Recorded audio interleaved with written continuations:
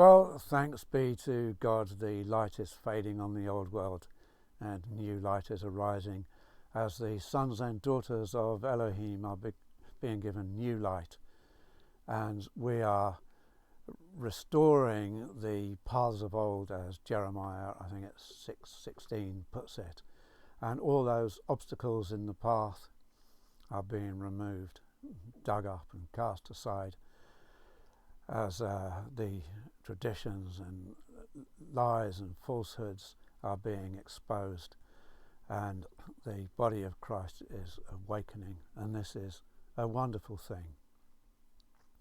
And it's written of the prophet Elijah that he will restore all things, so we can expect the Lord to send Elijah. And it's written of Jesus Christ, that Peter spoke of him, Jesus Christ, whom heaven must receive until the restoration of all things. So this restoration must continue and continue in strength. And my contribution to this restoration is the project of Translation Truth. It first awoke in me in 1995 through Dr. E.W. Bullinger's How to Enjoy the Bible, a scholarly work, and then his companion Bible, and then it flared in me in intense labour in 1997 when I began my translation.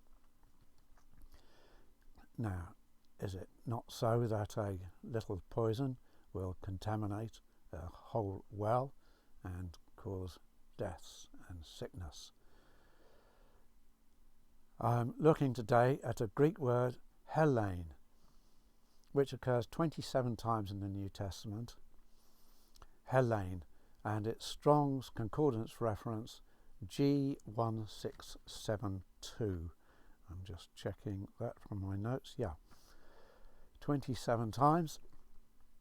The first two occurrences are in John 7:35, where the hostile murmurers against Jesus say of him, "Where is he about to go that we cannot see him? Is he about to go to the dispersion of the Greeks and then teach the Greeks?" There you have Helene twice, Greeks. And that phrase, dispersion of the Greeks, this gives us the identity of the Greek people, and it gives us the location of the dispersion. It's an essential phrase, the dispersion of the Greeks. First two occurrences out of 27 of Helene.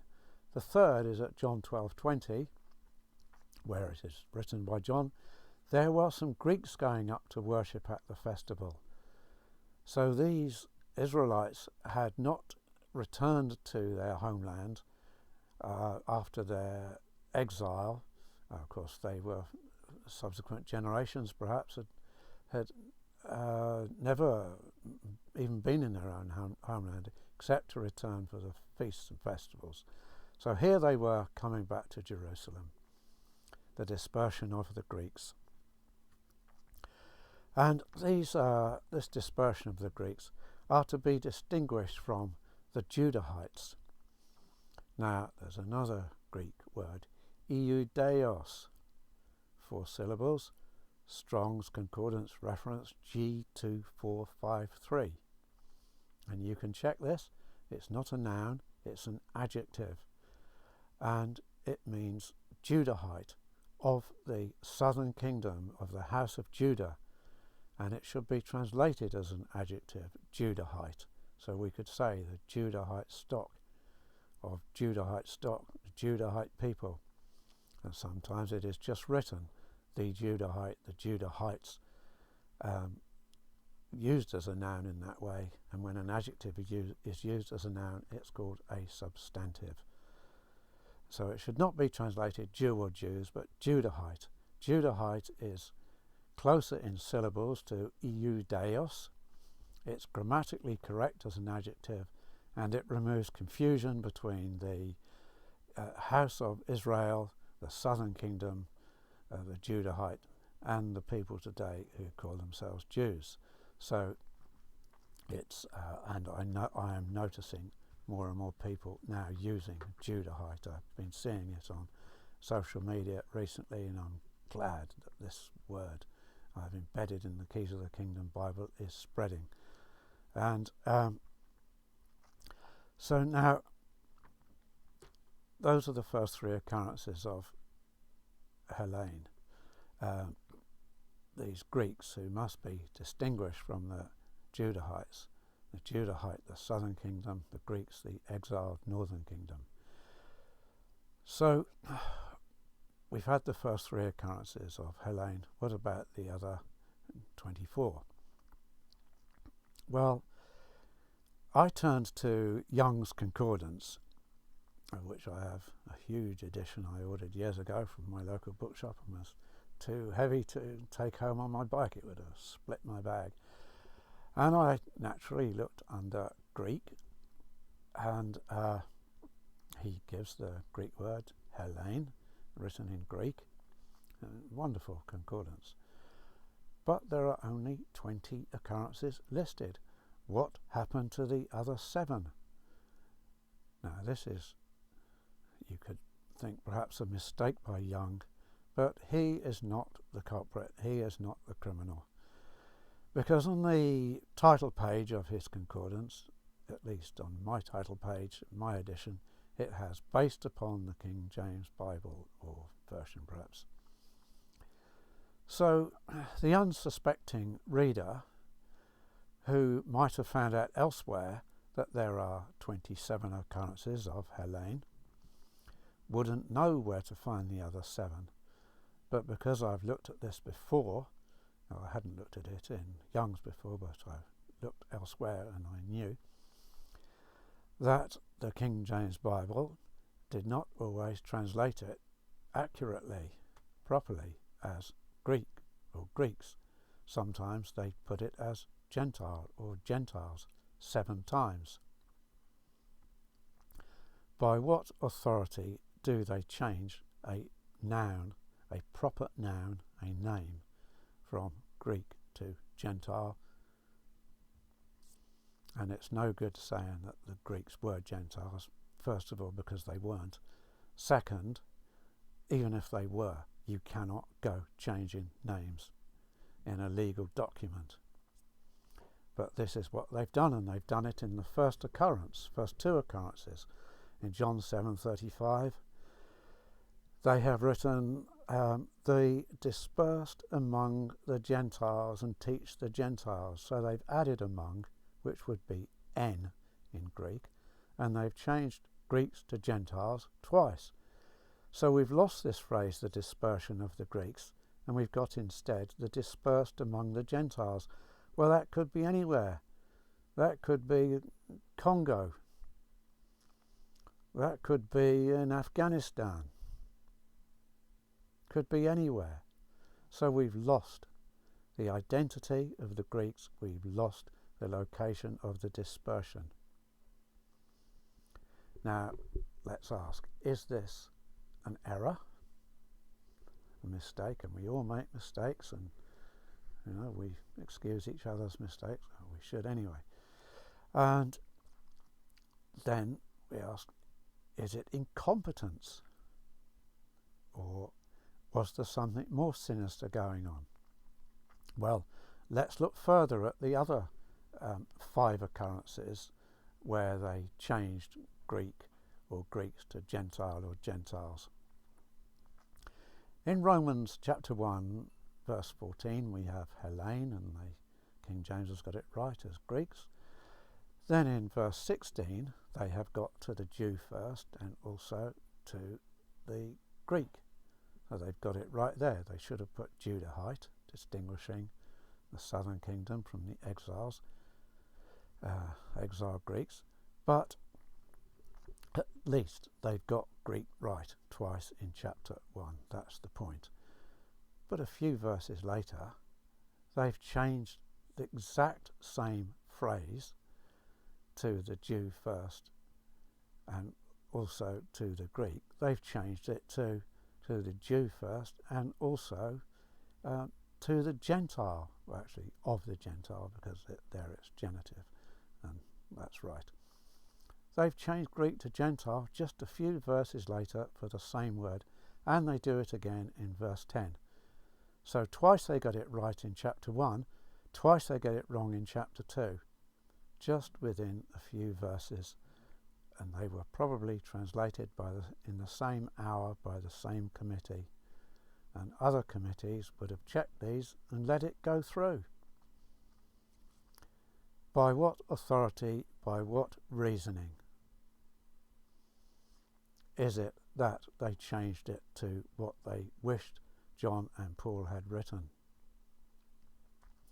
Then they changed it again in Romans 3 verse 9, changed Greek to Gentile.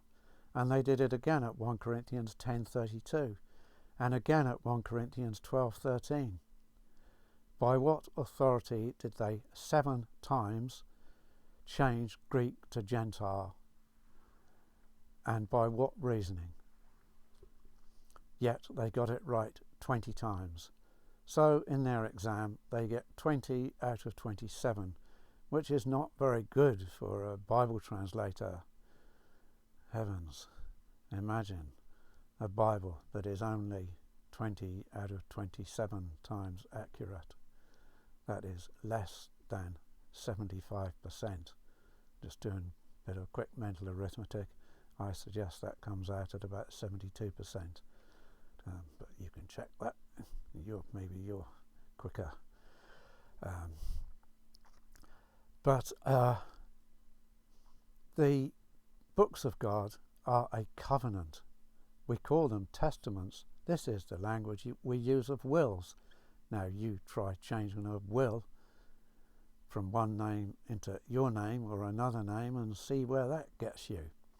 It's illegal, it's criminal, and you'll probably end up in jail.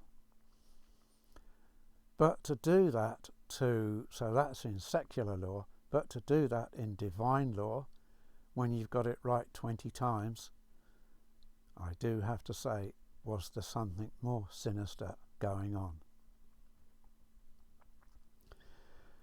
Now, with this phrase they have of dispersed among the Gentile, you get a false impression about the entire New Testament.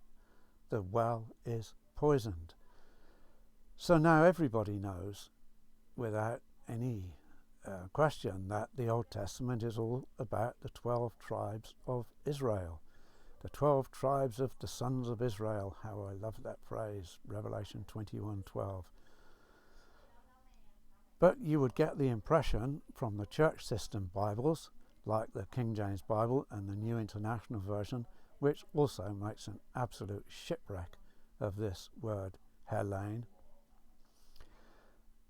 You would get the impression that the New Testament then is only about the southern kingdom of the Judahite, and that the exiled, divorced northern kingdom, the house of Israel, are dumped in the sea of forgetfulness because it's the dispersed of the Gentiles. Well, dispersed among the Gentiles. Well, the Gentiles, they're not Israelites, so let's forget about the house of Israel, and only the house of Judah in the south is reconciled. But we know that, of course, is not the case. Jesus spoke of the 12 tribes of Israel, Matthew 19:28. Paul wrote, our 12 tribes, Acts 26 verse 6. John wrote the names of the 12 tribes of the sons of Israel, Revelation 21:12. Peter, 1 Peter 1 verse 1, to the elect exiles of the dispersion. James chapter 1 verse 1, he should be called Jacob, to the 12 tribes. The 12 tribes, all 12 tribes, he was writing to all of them, and Peter was writing to the dispersion. And in his second letter he says, I think it's chapter 3 verse 1, this second letter I write to you. So his second letter is to the elect exiles of the dispersion.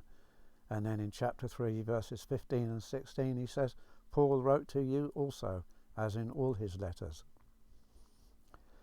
So we must restore this phrase, the dispersion of the Greeks, and teach the Greeks. We must restore to the Judahite first and also to the Greek Romans 1:16, Romans 2:9, Romans 2:10, Romans 3:9, 1 Corinthians 10:32, 1 Corinthians 12:13, and now we have internal harmony restored. Now the prophet Ezekiel, chapter 37, spoke of the two sticks. He was told to hold two sticks in his hand, representing the broken house of Israel and house of Judah, who had even been at war with each other. How that must have broken God's heart. And Ezekiel was told to put these two sticks in his hand, and they became one stick in his hand. What a beautiful picture. You can read that, Ezekiel 37. They became one stick in his hand. This was a prophecy, and it must have been of great comfort to Ezekiel, who was going to visit the Judahites in captivity to try to restore them back to God. And so with this picture of the two sticks becoming one in his hand, this is exactly what happens in the New Covenant writings under the New Covenant. The New Covenant was made with the house of Israel and the house of Judah. Jeremiah 31 and Hebrews 8, we can read these. And so the reconciliation between the two houses has taken place, like two sticks forged into one in your hand. And this is reflected in Ephesians chapter 2. The two have become one. The two are made one. So here we have internal harmony restored, and the house of Israel and the house of Judah reconciled and restored as one house under the Lord Jesus Christ, who came, he said, for the lost sheep of the house of Israel. Praise Yahweh Elohim. The poison has been found and discovered and dealt with, and all the fish are swimming around healthy again in the lake, and you can drink from the wells of salvation. Thank you for listening.